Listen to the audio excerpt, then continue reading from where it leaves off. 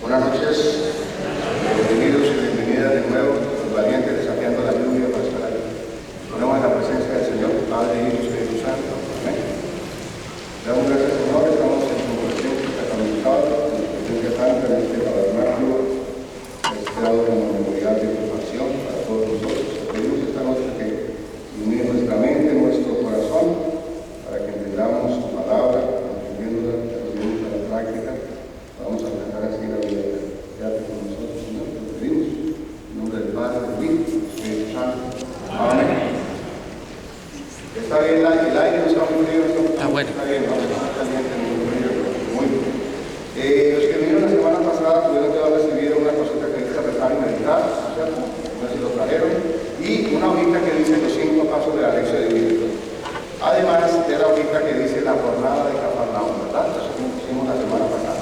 Hoy vamos a hacer otro texto que llama La tempestad calmada, pero vamos a retomar un poquito lo que hicimos la semana anterior.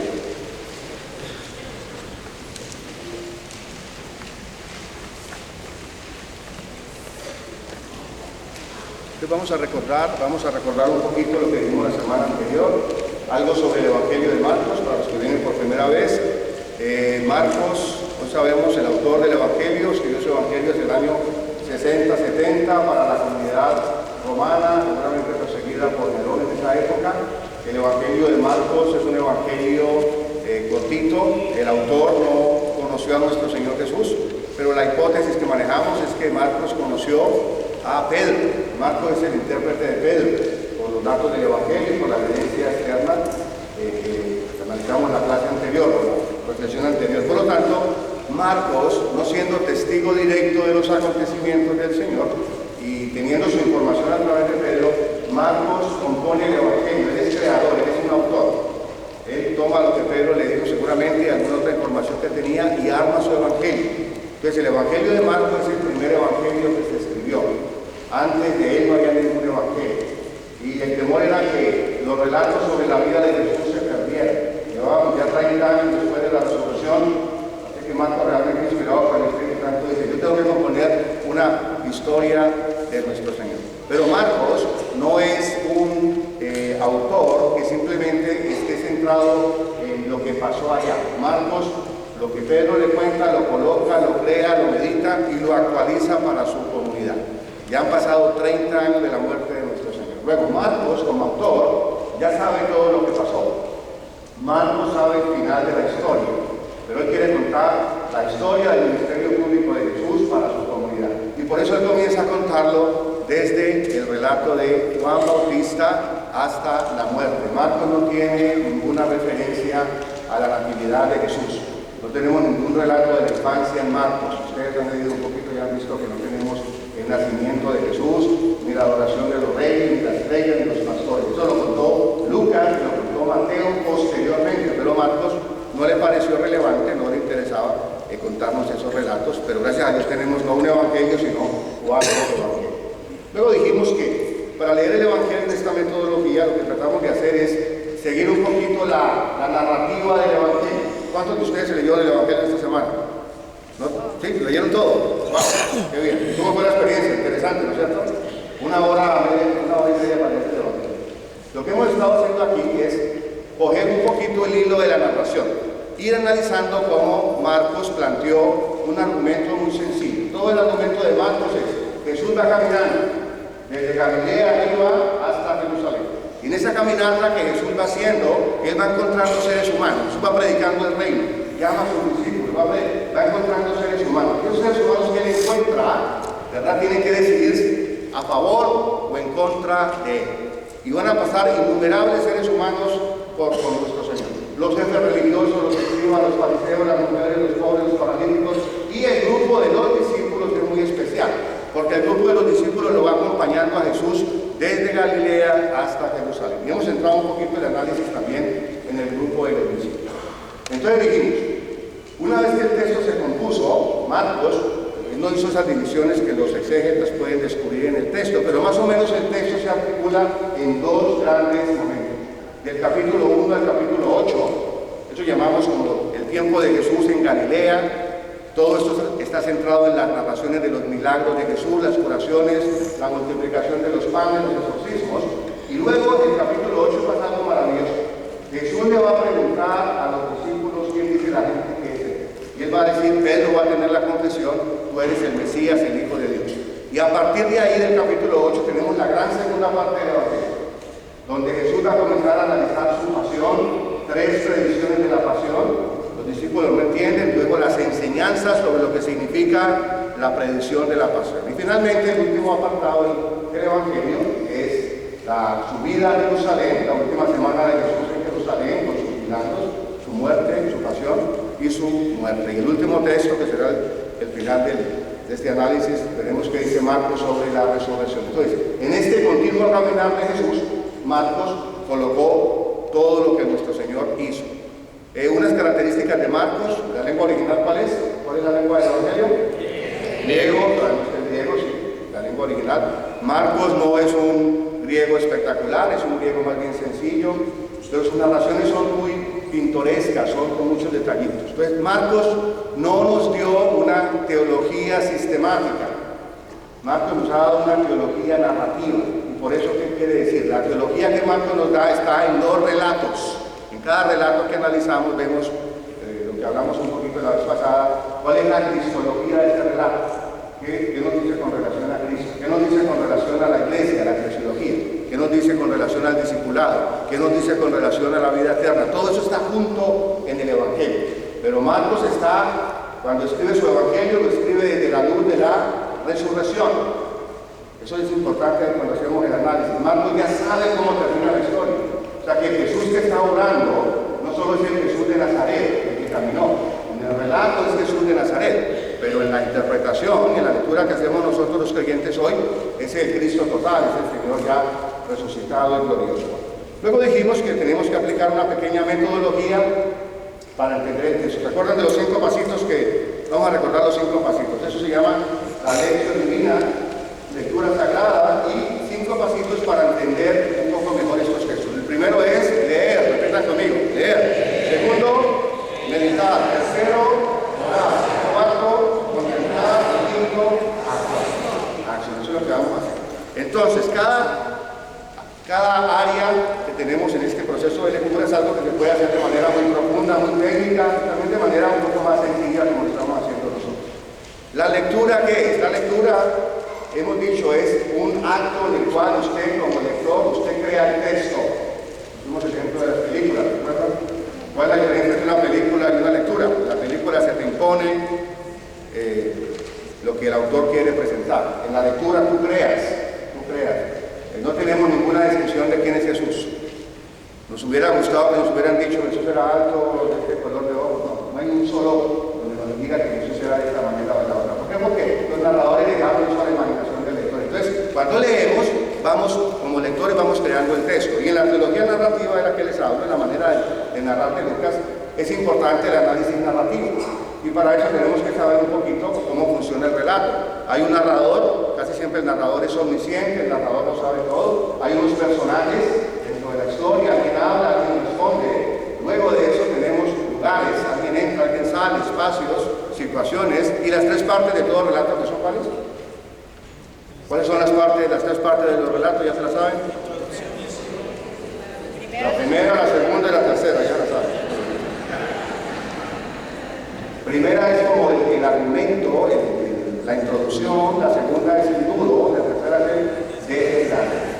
Esas 3 cositas apréndanselas de verdad que con eso pueden leer todos los evangelios, porque siempre hay 3 partes en cada acción de Jesús, una introducción, un problema y al final una conclusión. Y dentro de eso usted puede seguir la trama. Entonces analizamos la vez pasada, saquen la primera hojita que tenían todos ahí del capítulo 1, lo que se llama la jornada de Capernaum.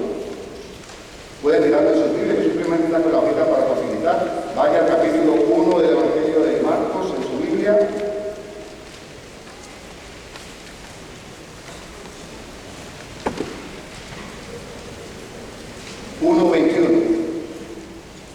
Ese fue el texto que analizamos ayer. Y dijimos algo de este texto, del 1:21 siguientes.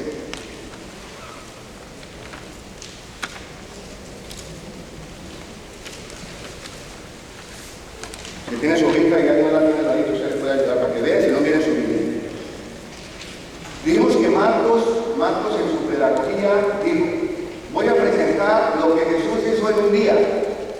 Y reunió todo ese material y lo colocó en un día. Eso llamamos la jornada de Cafarnaúm.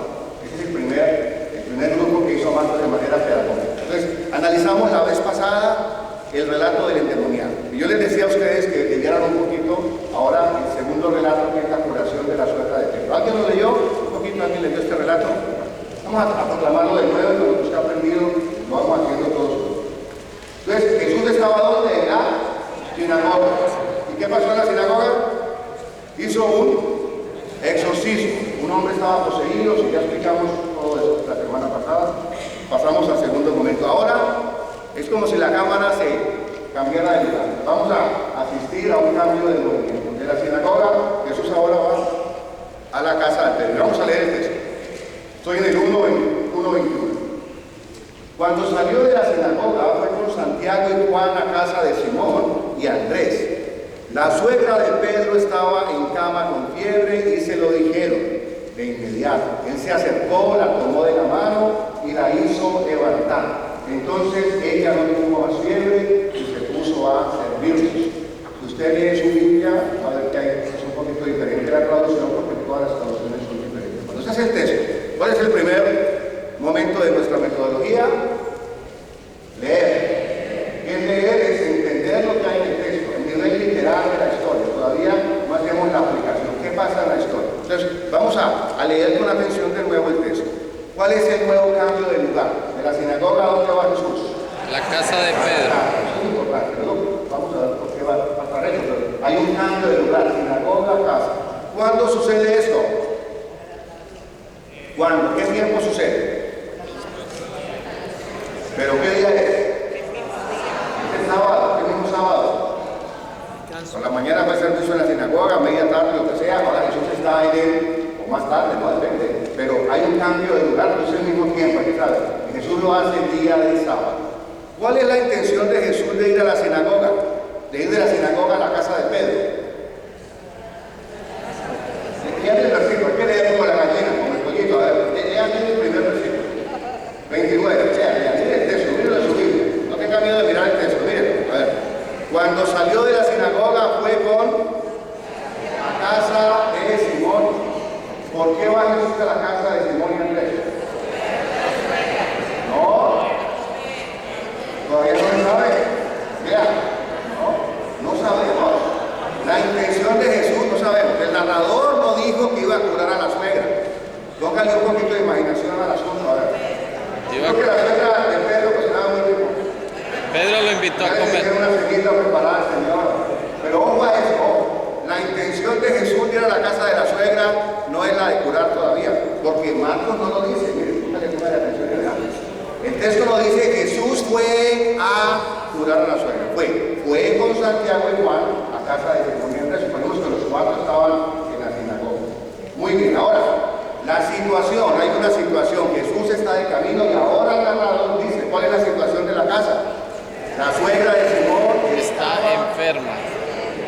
Lo que está en azul es lo de los discípulos, rojo es lo de Jesús y el moradito son los lugares, para ayudarles un poquito ahí a entender. ¿Qué pasa ahora? En el relato hay una situación. ¿Cuál es la situación? La suegra de Pedro está enferma. ¿Y qué pasa ahora? Jesús se lo dijeron. Muy bien. Fíjense que el relato es pequeñito, pero está lleno de sentido. Cada palabrita tiene sentido. ¿Quién se lo dijo? ¿Y qué le dijeron? ¿Y qué más? Miren lo bonito aquí bonito la historia. ¿Quién se lo dijo? El narrador no dice quiénes son, pero usted y yo creamos la historia. ¿Quién cree que le dijo que estaba la suegra enferma? Pedro. Yo pregunté esto al otro día y me dijeron, el único que le dijo que no estaba enfermo era Pedro. Eso es mentira.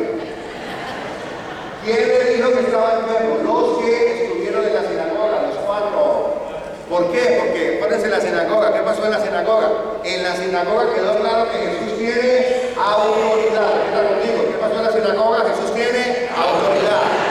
Y los discípulos que están aprendiendo la primera lección de Jesús. La jornada de Cafarnaúm es la primera lección que según Marcos Jesús le está dando a los discípulos. Los discípulos no saben todavía quién es Jesús. Y no los llamó, entonces vengan conmigo. Ahora esta es la primera lección, lección número 1, señores discípulos. Vengan a la sinagoga y ahora la primera lección fue: yo tengo poder contra las fuerzas del mal. Ellos han sido testigos de lo que nuestro Señor hizo en la sinagoga. Ahora, por eso, viene aquí algo hermoso, se lo dijeron. ¿Qué significa eso? ¿Los discípulos creen en lo que hizo Jesús en la sinagoga? Sí. ¿Jesús tiene poder? Sí. Y ahora ellos invocan ese poder de Jesús para lo que va a pasar a continuación. ¿Cuál es el contenido de lo que ellos le dicen? El narrador no nos dice el contenido, simplemente, pero usted y yo concluimos como buenos lectores. Mi suegra está enferma, Señor. Por favor, sánala, porque es importante para nosotros, es un miembro de la familia. Ahora, ¿cómo es importante cuando leemos lo que hace Jesús siempre, otro artículo para leer bien? Pongan atención siempre a los verbos. El verbo es la acción. Siempre que lean el pasaje, fíjense, subrayen cuáles son las acciones de Jesús. El narrador nos da unas acciones que hace Jesús. Eso es bien importante para entender. ¿Por qué? Porque las acciones de Jesús, en las acciones de Jesús estamos viendo la voluntad de Dios. Ya en la meditación lo vamos a ver, pero cuando usted lee el texto siempre es importante. ¿Qué hace Jesús? Y subraye, ponga en rojo cuáles son las acciones de Jesús. ¿Cuántos verbos tenemos aquí en la manera como Jesús va a curar a la suegra? Eso les puse ahí en rojo. Primero es segundo, tercero, es repito, repita conmigo, acercarse, tomarse la mano y hágalo con el vecino, acérquese al vecino, tómelo de la mano y levántalo. Son los que acercarse, tomarle la mano y levantar. Jesús pronuncia alguna palabra. ¿Cómo cura Jesús?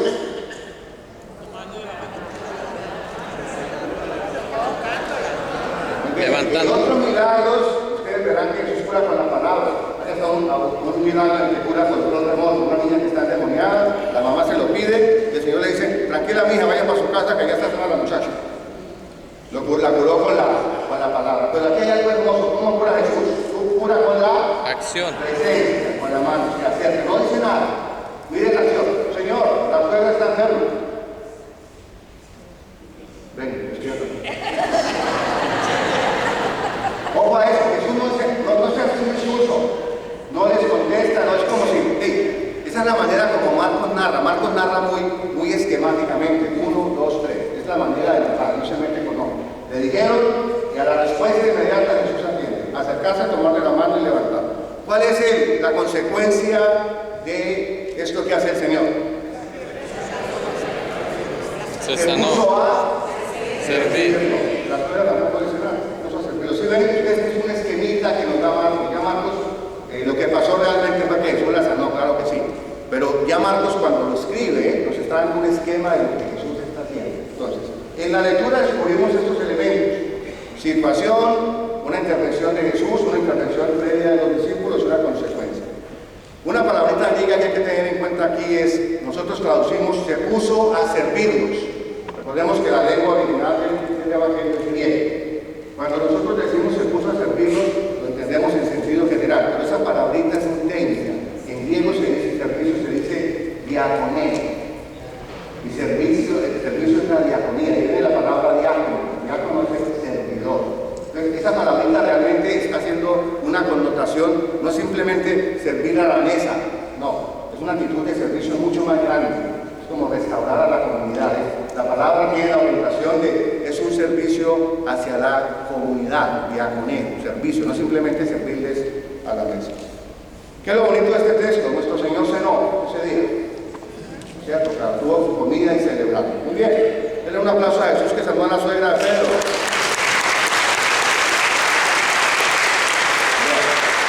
Fíjense, si leemos hasta ahí, qué bonito el relato que hace que vaya. Jesús un día salvó a la suegra de Pedro. ¿Cuál es el segundo punto de nuestro esquema? Después de leer el texto y saber lo que hay ahí, ¿cuál es el segundo punto? Meditar. ¿Qué es meditar? Meditar es ¿qué me dice el texto a mí? Si yo ya estoy haciendo en oración este texto, aunque sea muy sencillo, la pregunta es ¿qué me dice este texto a mí? ¿Qué me llama la atención del texto? ¿Qué dice este texto sobre Jesús, la iglesia, la salvación hoy? Yo les escucho un poquito. Usted como lector leyó, ¿qué le llama la atención de este texto? A pesar de que es sencillito, usted ya entendió. ¿Qué le llama la atención de este texto? La rapidez con que Jesús actuó. Muy bien. 1, 2, 3. No se puso a cero. Haga una cita con la secretaria y venga dentro de 3 semanas. Se puso a servirlo. Muy bien. El resultado es el servicio. Un milagro más sin palabras. Un milagro más sin palabras. Muy bonito eso. No. Ya Jesús predicó en la sinagoga. Creer en Jesús. ¿Quién creyó? Los discípulos. Muy bien. Si tomemos todos esos elementos, la meditación nos va diciendo una cantidad de cositas. Vamos a ver. Después de salir Jesús de la sinagoga, entra en la casa. Es el día sábado, es el día de la creación. Jesús comenzó su ministerio en un sábado para recordarnos que Él está haciendo lo mismo que hizo Yahvé cuando creó el mundo. El mundo fue creado el día de descanso, el primer día de la creación. Es el día del descanso, es el día en que todo está completo. Segundo, Jesús comienza desde el principio a mostrar aquí, según Marcos, que no se quiere quedar simplemente en la sinagoga. Fíjense el movimiento tan bonito, de la sinagoga a la casa. La sinagoga y la palabra tiene que entrar a la casa, tiene que transformar el hogar. Jesús viola un poco las leyes convencionales. Un rabino que se respetara en esa época, en que día de sábado no iba a curar a alguien que estuviera enfermo, porque había el peligro de la contaminación. O sea que otra tremenda enseñanza. Jesús aquí está desafiando las convenciones. Lo importante es quién, es el ser humano. Desde los discípulos, ¿qué aprendemos? Los discípulos intercedieron. Aquí los discípulos aparecen vistos con una luz positiva. Son capaces de entender que Jesús tiene autoridad y apelan por esta persona que está enferma. Resultado de la intervención de Jesús, una situación de enfermedad se transforma en una situación de servicio. El proyecto de Jesús según Marcos, como lo hizo en la sinagoga, es restaurar al ser humano de su postración y recuperarle la capacidad de servicio. La fiebre, de alguna manera, es como una posesión que tiene la suegra de fe. Luego, porque yo creo, otros pueden creer. Los discípulos creyeron y ahora comienza como un engranaje del bien. El bien obrado por Jesús se obra, pero hubo una intervención de los que vieron que era testigo de lo que Él había dicho. Vamos a actualizando nosotros en la vida. Cuando hacemos la meditación, muy interesante. Tenemos que identificarnos con los personajes de la historia. ¿Con quién se identificaría usted en esta historia? En alguna ocasión de su vida. Este texto, ¿cómo ilumina nuestra vida? ¿Con quién se identifica usted? Con el Con la servicio. suegra de fe. Yo a veces tengo unas situaciones de postración y si estoy postrado no puedo servir. Y espero que alguien venga y me ayude. ¿Me puedo identificar también con quién? Con los discípulos. Qué bonito aquí. Aquí aparece, es la primera vez en Marcos. Marcos no nos da un tratado de la intercesión, pero Marcos dice, ¿qué poder tiene la intercesión? Hay que interceder por los que están postrados. El proyecto de Jesús para el ser humano, ¿cuál es? Acercarse, tomarle la mano y levantar. Repita conmigo, ¿cuál es el proyecto de Jesús para el ser humano? Acercarse, tomarle la mano y levantar. En esas 3 acciones tenemos un programa teológico, de manera muy sencilla. Marcos lo da de manera sencilla, Marcos es sencillo. Eso es lo bonito de este evangelio. En 3 palabras describe un programa teológico. Si la consecuencia de la sanación es el servicio, se restaura el sentido de la comunidad. Entonces, en la meditación lo que hacemos es eso, este texto está vivo. ¿Cuál es el programa de nosotros en la iglesia? Muchos de ustedes son ministros, muchos de ustedes van a la iglesia. Piensen un momentito cuando hacemos la meditación. ¿Quién de tu familia está postrado? ¿Quién está alejado de la iglesia? Tú seguramente tienes la fortuna de venir a este templo parroquial cada semana, ¿verdad? De estar en contacto con Jesús, porque lo has descubierto en tu vida, poquito a poco lo has descubierto en tu vida. Has comenzado a caminar en la fe, has comenzado a creer en la autoridad que tiene Jesús porque la experimentaste en tu vida. Ahora tienes que hacer un paso más. Tienes que invitar a Jesús a que vaya a esas situaciones de postración en tu familia. Tú mismo y yo mismo podemos ser Jesús. ¿Qué es lo que hay que hacer si descubrimos que Jesús obra a nosotros? ¿Qué hay que hacer? Hay que acercarse, hay que extender la mano y hay que Levantar. ¿Lo estamos haciendo? Fíjense que el texto comienza a cuestionarnos un poquito. Ya no sé el proceso. Hago un paréntesis porque estamos transmitiendo por Buena Nueva.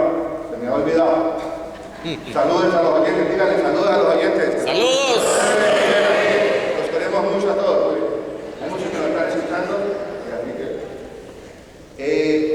El texto comienza entonces a cobrar vida, porque si no el texto se nos queda allá. El Señor curó a la suegra de Pedro. Ahora cambiemos la cosa. El Señor quiere entrar en mi familia, dígalo conmigo. El Señor quiere entrar en mi familia. El Señor quiere que yo le hable de los que están enfermos en mi familia, dígalo conmigo. El Señor quiere que yo le hable de los que están enfermos en mi familia. Ya no es la suegra de Pedro, ya no es la casita de Pedro, ya no es la casita de Capernaum. En la meditación ya el texto lo ponemos y lo ponemos aquí y ahora, Juan Licros, Orlando, en mi casa, donde sea que yo viva. Inmediatamente viene la oración. ¿Cómo oramos con este texto? Aquí les doy la clave, es importante porque aquí a veces perdemos un poquito perdemos la fuerza que tienen los textos del Evangelio. De nuevo, las acciones de Jesús son acciones para toda la eternidad. Lo que Marcos y los demás evangelistas narraron de Jesús son cositas, 3, 4 cositas, no son muchas cosas. Pero esas acciones de Jesús quedaron como el modelo de acción de lo que Dios quiere hacer con el ser humano siempre. Modelo de acción. Aprendas esta palabrita. Todo texto es un modelo de acción. En cada texto del Evangelio descubrimos una intervención de Dios en la historia, para siempre, en toda la eternidad. Hasta que este texto se proclame dentro de 3000 años aquí, ¿no es cierto? En Holy Cross. Ese modelo de acción está ahí. Y hay que actualizarlo. Entonces, cuando hacemos la oración, una de las mejores maneras de hacer oración con el texto y aplicarlo a nuestra vida es tomar los verbos que se refieren a la acción de Jesús y volverlos oración, o tomar las situaciones de los personajes en la historia y volverlos oración. Ensayemos un poquito. Si usted es la suegra de Pedro y usted está en una situación de postración, de enfermedad física, espiritual, ¿cómo puede usted sacar la fuerza de este texto y reclamarla para usted? Utilizando las palabras del texto. Piense un poquito, ¿verdad? Lo podemos hacer. Trate de ponerse en la situación y utilice lo que hay en el texto para hacer la oración. Señor, muy bien. Señor, estoy postrado en cama. Estoy postrado. Entonces yo voy a implorar el texto, voy a orar con las palabras. Señor, acércate, extiende la mano y levántame. Señor, acércate, extiende tu mano y levántame. Usted comience a repetir eso siempre. Ya usted tiene un arsenal ahí.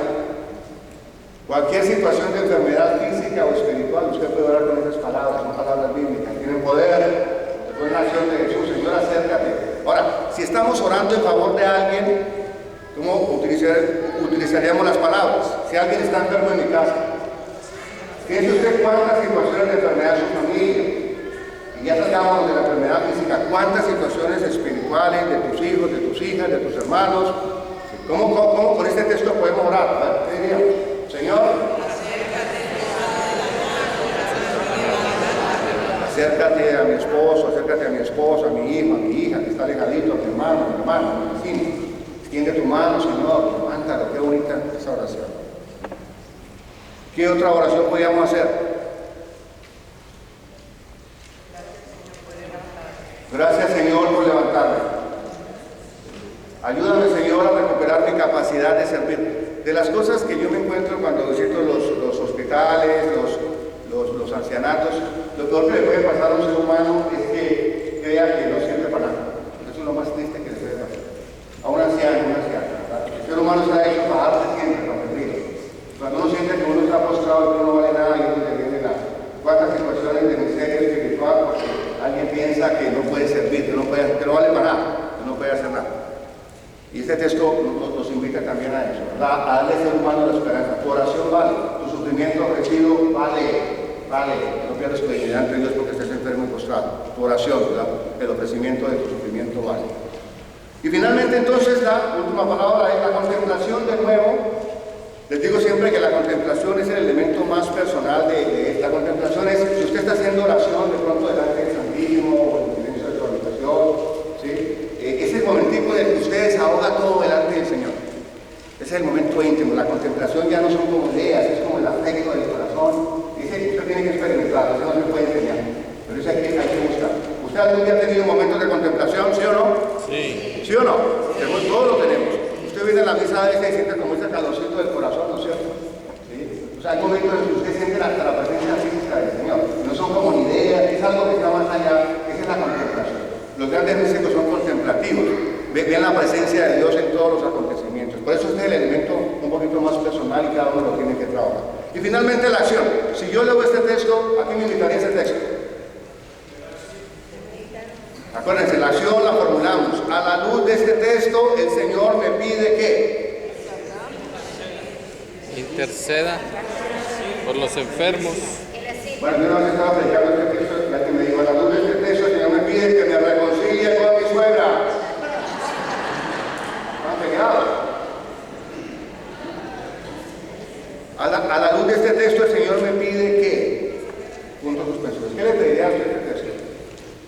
Que hoy, este día y mañana haga una oracioncita de intercesión por alguien que está enfermo. A ver, díganme usted sinceramente, ¿cuántas veces usted hace una oración de intercesión con fe por alguien? Con mucha frecuencia, ¿sí o no?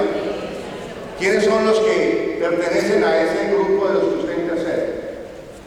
Los que usted quiere, los que no quiere. Todos. Uno es muy pedigüeño para los que quiere. Claro que sí. Totalmente claro. Pero ¿qué tal si usted comienza a expandir su radio de acción y comienza usted a interceder por los troublemakers que todos tenemos en la vida?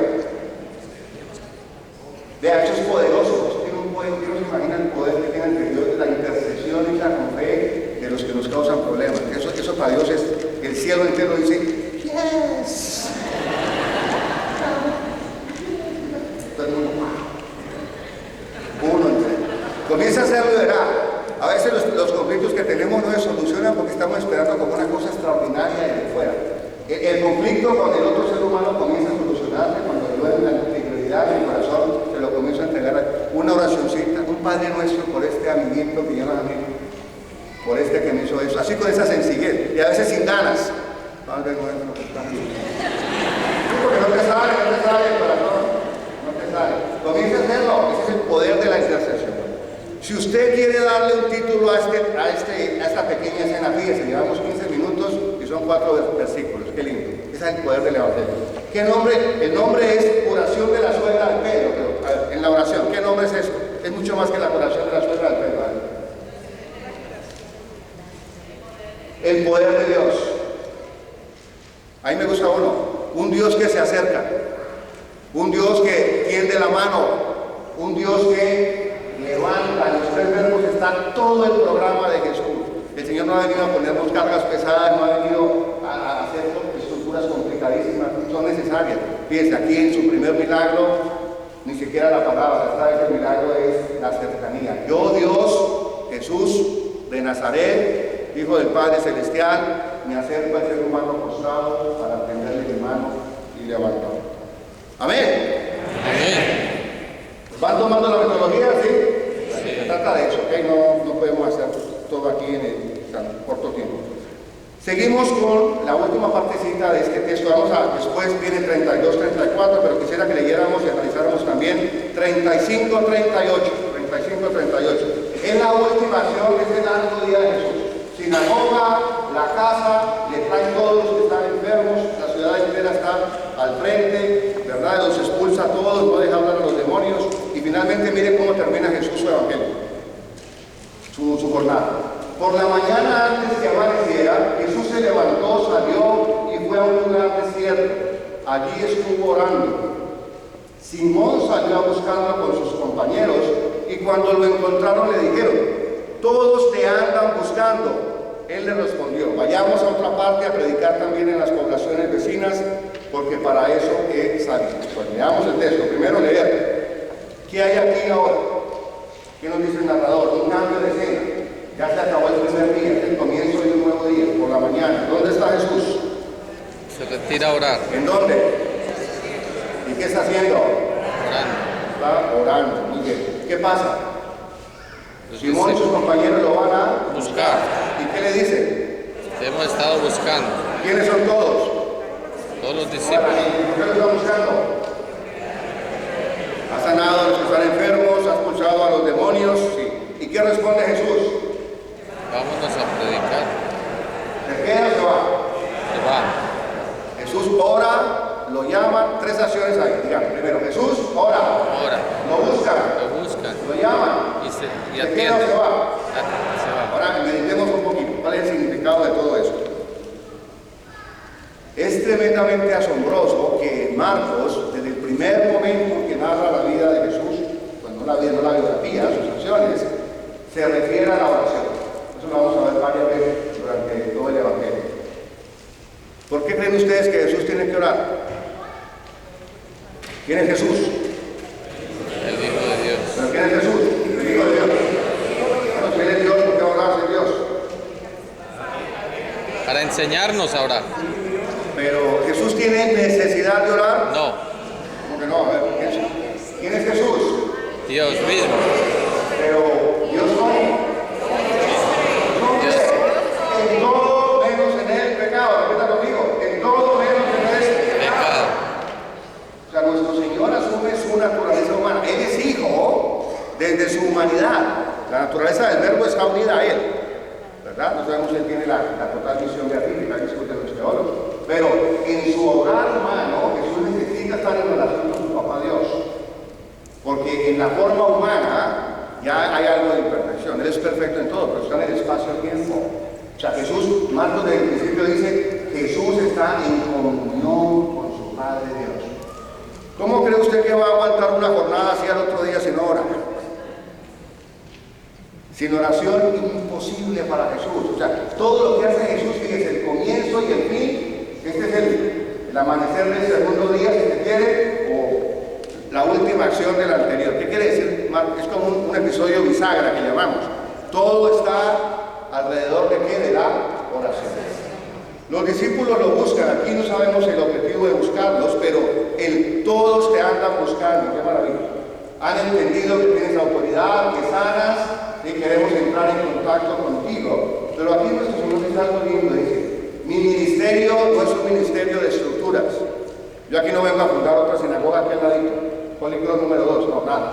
Yo vengo aquí a entrar. Por eso Marcos es el evangelio del camino.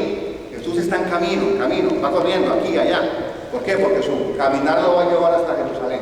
Y aquí hay una idea muy bonita también, más allá de la idea del camino físico. Es el camino espiritual, ¿verdad? No nos podemos quedar en las situaciones, hay que estar siempre de camino. La vida de fe es de camino, ustedes estamos de camino constante y Jesús está yendo de camino siempre. El problema de nuestras instituciones a veces es cuando se anquilosas, se quedan quietas, estáticas. Cada uno de nosotros tiene que ser como Jesús, tiene que ir de camino, llevando el evangelio, predicando, siendo testigos del evangelio. ¿Cómo podemos meditar con este texto? ¿O cómo podemos orar con este texto? Meditar y orar con este texto. Yo creo que a nosotros hoy el Señor nos dice, si yo leo este texto, es ¿cómo está mi vida de oración? Piense un poquito en su vida de oración. ¿Cuánto tiempo tiene usted y yo cualitativo con Dios? En lo atareado de nuestra jornada cotidiana. Piense un poquito de oración. Yo doy testimonio. Como sacerdote yo tengo que orar la liturgia de las horas todos los días. Tengo que hacer mi meditación y todo eso. En una época de mi sacerdocio que yo me excusaba en el trabajo. Yo tengo tanto trabajo, eso también es oración. Esto también es oración, mentira. Ahí donde tuve las crisis y las dificultades de mi vida y luego tomar decisiones fuertes en mi vida para seguir adelante. Algún día les cuento.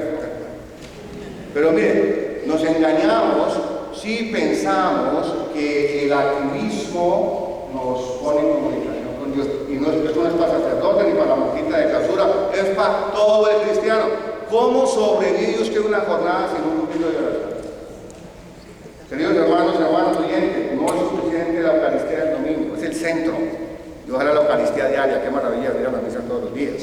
Esa es la comunión con Dios. No es suficiente, usted tiene que hacer un poquito de oración. Sabe que esa oración suya está por encima de su relación con su esposo, con su esposa, con su hijo, con su hija. Sí. He conocido aquí algunos parroquianos que tienen un esquemita de oración, me parece muy lindo, y en su familia han dicho, de esta hora a esta hora, esta hora es mía. Aquí no que mamá la comida, que el televisor, que el perro, no, esta ahorita es mía. Ustedes saben que estoy aquí en mi habitación, estoy leyendo, estoy orando. Hoy el Señor nos invita un poquito a eso. Sin oración es imposible mantener el ritmo de vida, hermano y hermana. Todos tenemos que tener un poquito más de oración. Usted invénteselas como sea, pero sin oración es imposible adelante. ¿Cómo podemos orar con este texto? ¿Cómo podemos aplicarlo a nuestra vida? Una acción concreta con este texto. En esta semana yo voy a sacar unos minuticos para hacer mi oración. Y póngala en su calendario. Ya, Juanina Santísima. Este texto nos invita a orar. Todos te andan buscando. Qué frase tan bonita para orar también. Todos te andan buscando. Señor, yo te estoy buscando también. Déjate encontrar. Yo te estoy buscando. Déjate encontrar. Tengo ansia de encontrarte, de conocerte. Señor, ayúdame siempre en mi camino a predicarte. Cuando yo salgo de la iglesia a predicarte, llevarte, en mi trabajo, en cada acción que llevarte, déjame llevarte a donde tú vas. Bueno, esta es la primera jornada de Cafarnaúm. ¿Qué les parece interesante, sí o no? Sí. Hizo bastante, señor, una jornada, ¿no? Bueno, entonces usted y yo no digamos que no tenemos tiempo, podemos hacerlo. Vamos a analizar el último testigo de hoy, los próximos minuticos. Es la gente está calmada. Lo analizamos porque es un texto típico. Aquí tenemos muchos elementos también. ¿Sí? Allá hay ahorita atrás a alguien le falta. El que tiene su Biblia, Marcos 6, 45, 51. Marcos 6, 45, 51. Les doy el contexto, ya estamos en el capítulo 6. Si usted ha leído el Evangelio de corrido, ya sabe que Jesús multiplicó los panes, escogió a los discípulos, los envió. Ya los fariseos trataron de hacer un complot contra él. Jesús es famosísimo, todo el mundo lo está buscando, ¿verdad? Multiplicó los panes, ya hizo otro milagro en la barca, que los estaban dormidos, ¿se acuerdan? Y la tempestad vino. O sea, aquí este capítulo 6, estamos en mitad del 8, no estamos en la mitad de la hora, pero este relato es clave. Es clave porque aquí se van a resumir todos los elementos que Marcos ha ido presentando de Jesús. Es un capítulo muy fundamental para aprender de nuevo quién es Jesús, su misión, nosotros, el discipulado, la iglesia y la eternidad también. Vamos a proclamar el texto, Marcos 6, 45, 51. Inmediatamente obligó a sus discípulos a subir a la barca y a ir por delante hacia Besaida mientras él despedía a la gente. Después de despedirse de ellos, se fue al monte a orar. Al atardecer estaba la barca en medio del mar y él solo en la tierra. Viendo que ellos se fatigaban remando, pues el viento les era contrario, a eso de la cuarta vigilia de la noche, viene hacia ellos caminando sobre el mar y quería pasarle de largo. Pero ellos, viéndole caminar sobre el mar, creyeron que era un fantasma y se pusieron a gritar, pues todos le habían visto y estaban turbados. Pero al instante les habló diciéndoles, ánimo que soy yo, no temáis. Subió entonces donde ellos a la barca y amainó el viento. Ellos se quedaron en su interior completamente estupefactos, pues no habían entendido lo de los panes, sino que su mente estaba embotada. Terminada la travesía, llegaron a tierra en Genesaret y Atraca. Este relato seguro que lo hemos escuchado muchas veces. ¿Qué es lo primero que usted nota en este texto? En su memoria, a ver, cuando usted escucha este texto, ¿qué es lo primero que le viene a su memoria?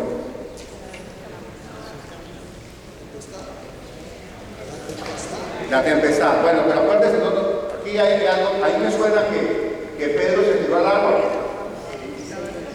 ¿Se acuerdan? ¿Sí o no? ¿Pero qué pasó aquí? No. Le faltaba fe. Pero, a ver, ¿dónde está Pedro aquí? Buen lector, a ver, lean. ¿Dónde está Pedro? Pero yo sé, yo he escuchado que Pedro le tiró al agua y comenzó a hundirse. ¿Pero qué pasó? Aquí no veo a Pedro. Aquí no les dio importancia. No está. El relato de Pedro, ahí les coloqué, Mateo 14, 22, 27. Esa es su tareita para esta noche. Léase la versión en el Evangelio de Mateo. Mateo es el que nos narra la versión de Pedro. Mateo es totalmente diferente de Marcos. ¿Okay? Cada evangelista tiene su objetivo. Seguro Pedro no le gustó mucho que hubiera perdido la fe y no se lo contó a Marcos. Mateo seguro, lo que haya sido, lo sabemos, ¿no? Pero Marcos no narra la escena de tírate Pedro, tírate, ¿no es cierto? Eso lo narra Mateo. Es otro evangelio, es bien bonito, pero tiene otro contenido. En el evangelio de Mateo hay como un final feliz. Aquí la cosa es un poquito dura. Vamos a analizar, vamos a leer juntos de nuevo. Esto pasa después de la multiplicación de los panes. Le resumo la multiplicación de los panes. Los discípulos se quedaron así, hagan conmigo. No, hagan conmigo. ¿Cómo se quedaron los discípulos? No. Esa es la multiplicación de los panes. Se quedaron con la boca abierta. Quedaron asombrados. ¿Cómo así que? Eso es lo que tiene que tener el lector en la mente. Después de como era ya tarde, nuestro Señor dice a los discípulos, mire, ¿cómo se describe? Los obliga a subir a la barca y que vayan por delante. O sea, Él tiene la intención de ir con ellos a Bethsaida, ¿sí o no? Sí. Pero aquí, ¿qué les digo? Muchachos, se me van ustedes aquí, tranquilos, yo tengo que mi tiempito. ¿Y qué hace Jesús? ¿Para dónde se va? ¿A dónde? Al monte. Al monte, ahora, otra vez, antes de dar al domingo que no es nada.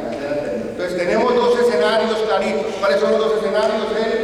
El monte está Jesús, el monte representa siempre en el Antiguo Testamento el Oreb, Moisés en el monte, el Decálogo, el monte siempre es el punto de encuentro con Dios. O sea, Marcos nos dice algo claro con esa representación. Jesús es el orante, Jesús está de nuevo en comunión con su Padre y sus discípulos están en la barca. Parece que al atardecer está la barca en medio del mar. Mar técnicamente es el lago de Genesaret, no sería el océano abierto, pero se le da el nombre de mar, ¿no? Pero no es eso, para poder tener la relación del monte y del mar, es el lago de Genesaret. Es un lago pequeño, como tiene 20 kilómetros cuadrados, sí, y puede ser, a veces puede tener momentos de tormenta grande. Y Jesús está en la tierra, y nosotros estamos en el lago, en la mitad del lago. Bueno, esa es la situación, la introducción, dos escenarios. Barca en el mar, en el lago, y Jesús en comunión con su Padre. La segunda escena, ¿cuál es la segunda escena? ¿Cómo la narra Marcos? Acuérdense que el narrador, en la manera de narrar, nos está dando los elementos para que podamos interpretar. ¿Cómo narra Marcos la escena? Les coloqué en rojo el verbo de Jesús. Acuérdense, los verbos son claves para entender el relato científico. Eso es un gerundio, ¿no? O sea, Marcos, en esta segunda escena, ¿a quién se refiere primero? ¿Al problema o a Jesús? Fíjense lo bonito. Jesús está donde está orando, pero Jesús está viendo. Repita conmigo, ¿qué está haciendo Jesús? Jesús está orando, pero Jesús está viendo. Después vamos a interpretar qué quiere, pero es importante tener esto. Viendo que ellos se fatigaban remando, pues el tiempo les era contrario. Cuarta vigilia de la noche. ¿Qué es eso de la cuarta vigilia de la noche? Es la manera antigua de contar las horas. La noche estaba en 4 vigilias de 3 horas, 12 horas para el día. Entonces, tercia, sexta y nona por la mañana. O sea que si traducimos esto a los términos nuestros, es el amanecer. Sí, entre la última vigilia de la noche, entre las 3 de la mañana y las 6, ¿no es cierto? 3 y 6, cuando ya seguramente viene el día. O sea que ese no es la medianoche, es más cerca del amanecer. Por eso dice cuarta vigilia. Quería pasarle de largo. A ver, espérense un poquito. ¿Por qué dice Marcos que le quería pasar de largo? ¿Qué es lo que le llama la atención a usted ahí en ese texto? Quería pasarle de largo.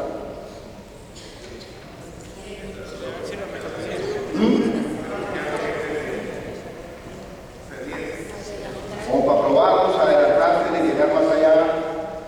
Es una expresión técnica del paso de Dios en el Antiguo Testamento. Eso se llama una epifanía. O sea, que esa frasecita, aunque la traducimos así, se pasa al lado de él. No dice que no quería acompañarle ni nada. También como mostrándose un poquito. Pero ¿qué le llama a usted la atención de eso? Que venía como venía Jesús. Caminando. ¿Así le parece normal que un hermano pueda caminar por el agua? Vente un poquito. ¿Es normal o no es normal que un ser humano pueda caminar sobre el agua? No, no es normal. ¿Usted ha intentado aquí en el laguito al lado? Si el narrador me dice que Jesús caminaba sobre el agua, ¿qué hay detrás de eso? Un milagro. ¿Quién es el que camina sobre el agua? Jesús. Una de las cositas que dijimos en la meditación, cuando estamos leyendo el texto, siempre hay que tener en cuenta el contexto del Antiguo Testamento. En el Antiguo Testamento las aguas tienen varias valencias, una es valencia positiva y otra es valencia negativa. Pueden ser las aguas salvíficas, pero pueden ser las aguas torrenciales del diluvio, ¿verdad? Las aguas que se separaron del Mar Rojo. O sea que está la idea de que las aguas también pueden ser caóticas y eso. Aquí lo que se está haciendo es Marcos está presentando a Jesús con un poder sobrenatural. Y no simplemente de tipo físico. Yo creo, sin ninguna duda, los presentes dicen que no, que nuestro Señor, si es Dios, puede hacer lo que quiere. Él es el dueño de la naturaleza.